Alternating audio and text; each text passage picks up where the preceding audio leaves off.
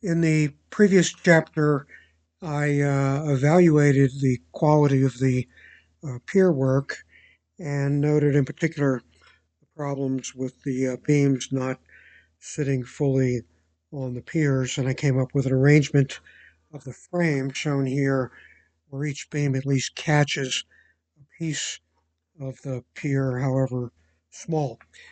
In this video, we're going to set up shop and start actually solving these problems along the lines that I suggested in the last chapter.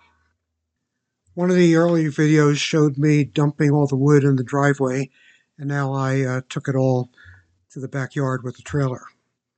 Then I moved the miter saw table, then the miter saw itself, and set them up, then ready to start cutting wood. I had positioned the frame really the best that I could, so I marked the position because the real beams need to go down in the same place. In addition to sisters, I had a scheme of using 2x6 shells to support the beams that weren't going to be entirely on the pier, and that's what I did next. Is I cut the shells, drilled for the bolts when I was lucky enough to have a bolt, and went around and put those in. Where I don't need a shelf, I still need a 2x6 spacer, so everything is the same height. Now for the first beam, I use the pieces of the frame that I disassembled as a guide for where to drill for the bolt holes. For each hole, first comes a recess so that the washer and the nut are going to be below the surface because the framing for the walls has to go on the surface. This photo is from later in the process, but it shows you what I mean by a recess for the washer and the nut. Once the recess is drilled, I can then drill all the way through for the bolt itself.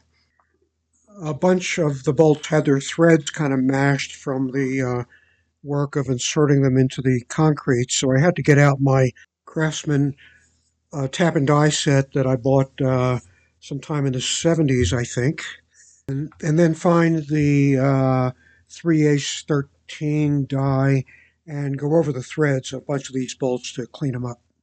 Here's how things look with 3 beams cut to size and placed in their position. Recall that the beams don't sit fully onto the piers in a lot of cases, and I'm going to show you what I did about that. But the most important thing for right now is that the beams be straight in the vertical plane. The horizontal plane doesn't really matter, but if they're not straight in the vertical plane, there's nothing I can do to level them and get the whole foundation with the beam square. And so what I've done is I put a string along each beam, and we're going to examine here with a very low camera angle and see how close we are to being straight in the vertical plane. Okay, here is the south wall, and you can see the string right along the edge, and it is very close, a little dip there, not significant, and otherwise very straight. Now here's the west wall, and again the string lines up very well along the edge. Now here's the third beam. This is the north wall, and again the string is along the edge. Okay, so the 3 beams that I have resting in their place are straight in the vertical plane. Missing, because I have to buy it later today, is the beam for the east wall, and then the beam across the middle, which is going to go east-west, parallel to the south and north. So when I put the frame down with its reasonably straight 2x4s, in the middle here of the west wall, the beam went to the outside of that bolt in the middle. But the beam that I put down has such a curve in it that it actually curved over onto the pier, while the other beam was also on the pier, but actually curved over to the point where I could put the bolt through the beam. So that's good, but really wouldn't be any good if it turned out that the actual framing of the greenhouse, being made of presumably straighter pieces of wood, was then off the beam. But it's not going to be significantly off the beam, even though a straight 2x4 would sit only maybe 75% on top of that curved beam. Doesn't matter. If you look at the layout, look at the west wall. It says southeast in this picture, but the one in the middle is the west wall. And you see on the bottom, the two windows 11 and the two windows 2 are high up on the wall. We want the windows to be as high as possible. That means there's really quite a bit of space at the bottom of that west wall, and that space will be filled, at least in part, with ganged 2x4s. Maybe there'll be 3 2x4s, say. And that means that the bottom of the west wall could actually span the entire space between the piers, between north and south, with no participation necessary from the middle. So the curved beam supports the flooring, but it's not really necessary to support the actual wall of the greenhouse because there is so much strength at the bottom of that west wall. That's not true of all the walls, but it is true of the west wall. I'm not ready to do the final leveling, but I thought it would be fun, as long as I got the string out and the screws to hook it to run a string across the diagonal from northeast there to southwest, and just take a look at the bubble level and see where we are. And we are, in fact, pretty good. That bubble is almost where it needs to be. This is a really good sign. It means that we're really not so far off. And when I did the same thing from northwest to southeast, also the bubble level was right on. After I did some more work to drill the holes where the bolt was fortunate enough to go through the beam, and then put where I didn't have a shelf, I at least need a spacer. I put them down, and I got these 3 beams in their final position. And having done that, I decided to then measure the diagonal distances. If everything is square, they should be the same. And they were within 1 centimeter, and that was over the entire span across the diagonal of the 10 by 12 shed. So that's very good news. I'm not going to attempt to make any adjustments when it's only off by 1 centimeter. So I'm just going to leave it that way and proceed. Even before I've bought the wood for the 2 remaining beams, I decided to spend the afternoon today working on the sistering to cut the wood for the sisters, put them in place, drill the holes for them, and even temporarily connect them. We haven't had any music in any of these greenhouse videos up until now, but now's the time, and I'm sure all of you recognize this as Twisted Sister. And I'm playing it because Twisted Sister is exactly what we're going to have. Let me turn down the music so I can talk. Well, when I bought the 4 beams in my first trip to the big box store, well, it turned out one of them is so bent that I can't use it. Now, the other beams are bent, but this one is bent in the vertical plane, and I can't use it at all It is so twisted, but I'm going to use it for sistering, cutting it up into 2-foot sections, and in the span of only 2 feet. The bending doesn't matter, and in any event, it doesn't matter for sistering. Here I'm putting a sister on the southwest corner that needs two sisters. The one on the south is temporarily in place, and I am putting the one on the west wall. So I've drilled a hole, and now I'm going to bolt the sister down before I attach it to the beam. So in this case, the bolt's going through the sister, uh, not the beam. So I'm going to complete the process. Um, I'm going to cut off the bolt, but I want to put the nut on first because cutting off the bolt is going to mess up the threads, and it's just easier if the nut's already where it needs to be. I might have to pull out a die and fix the threads. Otherwise, I don't want to do that. It's too much work. It's easier this way.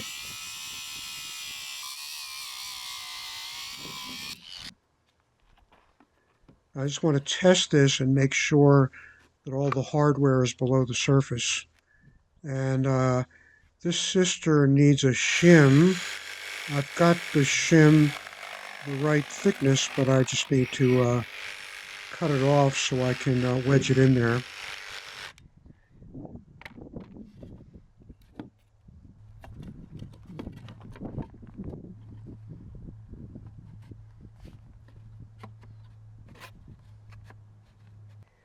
If the sister doesn't come down firmly onto the pier with maybe some shims and the spacers, it doesn't do any good. It's got to be in contact with the pier.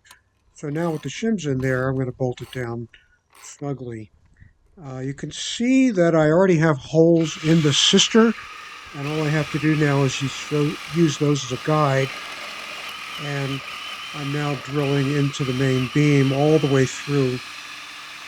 Big long drill, and I can now put the bolt in. The bolt is, I think, 8 inches long or 7 inches long, something like that.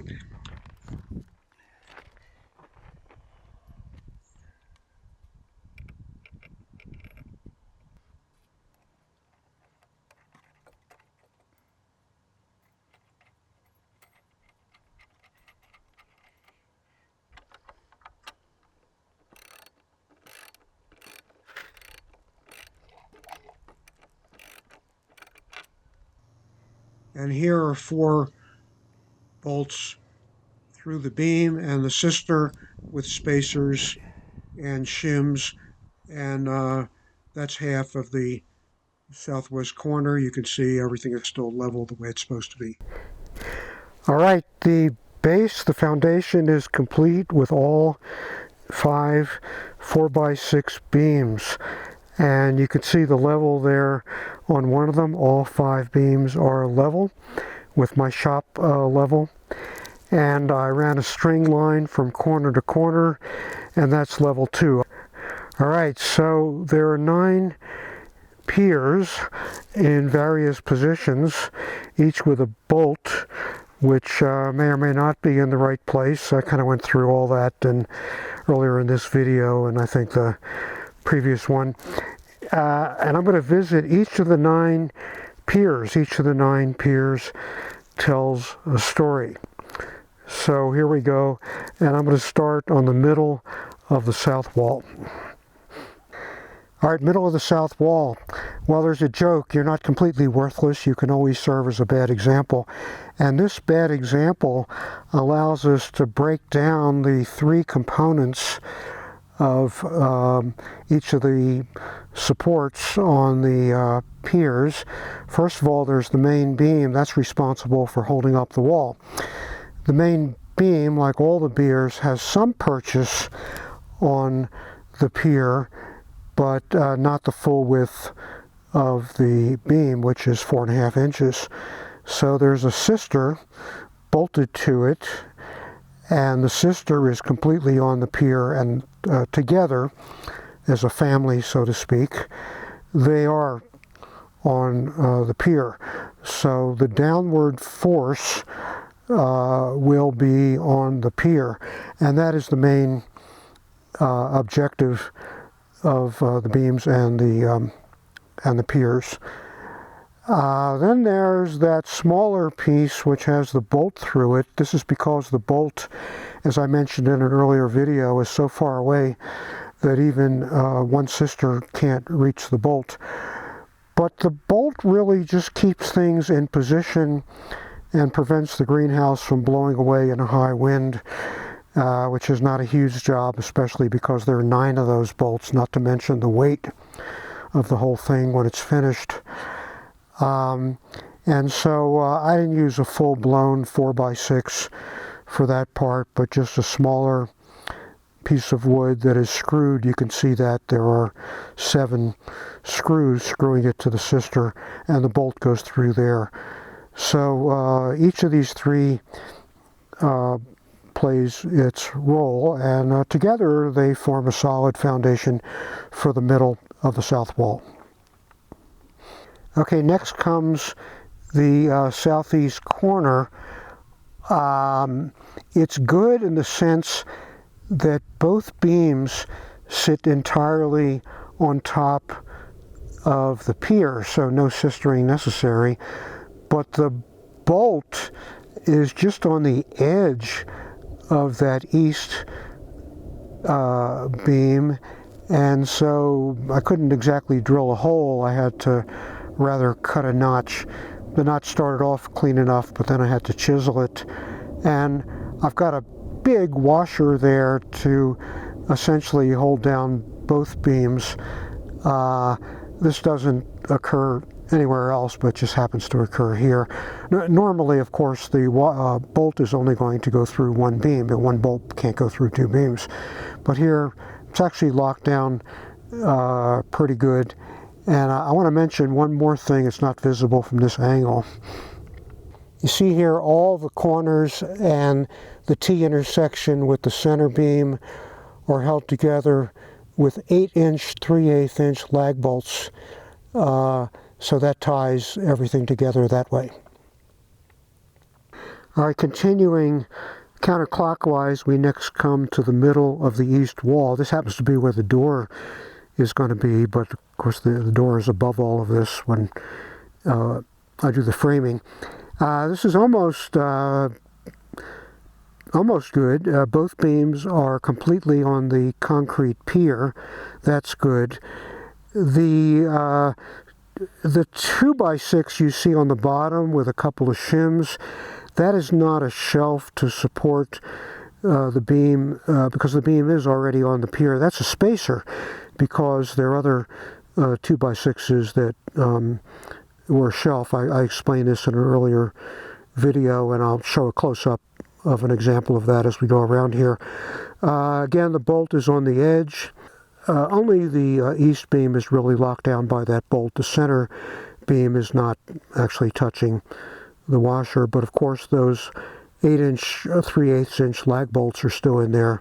Can't see them from this angle, but they're in there. Okay, northeast corner. The north beam has a bolt hole right through it, and it is on top of the concrete pier. But the east beam is not on the pier completely. It just catches an edge of the pier.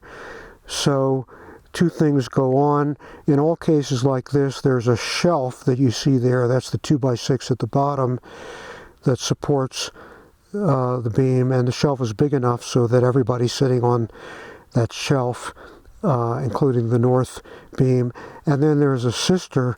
The sister is 100% on top of the concrete pier, and it's held, like all the sisters, onto the main beam by 4 big 3/8 inch bolts. And so the sister and the east beam together are a solid unit, and they're together on top of the concrete pier. So this wall works pretty good. Okay, middle of the north wall, that 4x6 beam is completely on top of the pier. It's just kind of even with the edge there if you look straight down. The 4x6 is a spacer. The shim is a spacer. The bolt goes in the middle of the beam. So this is a good example. Middle of the center beam and middle of the greenhouse, pretty normal. The beam goes right across the middle of the pier and the bolt goes through the beam. The spacer is there, I think the shim, nothing special going on here. Okay, northwest corner, the north beam only catches a sliver of the pier, so it has a sister. As I mentioned, the two together are a solid unit and they're on the pier. The west wall is completely on the pier. That extra hole there is because I drilled in the wrong place and had to redo it. There's a spacer there for the west beam, and that spacer extends out and forms a shelf for the north beam, which would be somewhat precarious if not for its sister. And there's the 4 bolts holding the sister to the beam. Now you can see that the sister is not perfectly aligned with the beam. I don't care about that. The beam is what needs to be level. That's actually what the framing of the greenhouse is going to sit on. The sister is there because that's the position that provided the most contact with the spacers and with the pier underneath. All right, now the T-intersection between the center span parallel to the north and south beams going east-west and the west beam, the center beam only has a little purchase on the pier, so it has a sister. The two together are on the pier. The bolt goes through the west beam, so that's good. And so that is the middle of the west wall. All right, save best for last. This is the infamous southwest corner. The south beam catches only a little bit of the pier. The west beam also catches just a little bit of the pier. So they both have sisters. And they both are on a shelf. Shelf is also the spacer. There's a shim or two in there as well.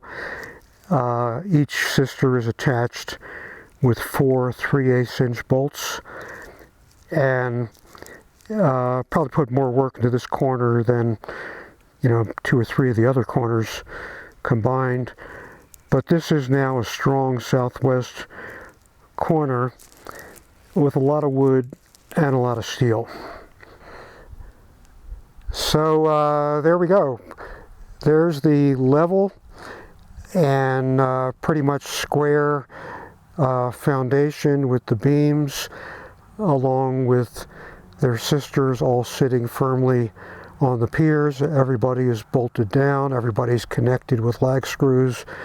In this scene here, you can see the curve on the west wall, and as I mentioned already, that curve just happens to allow it to go through the bolt, which is nice. And so we're done.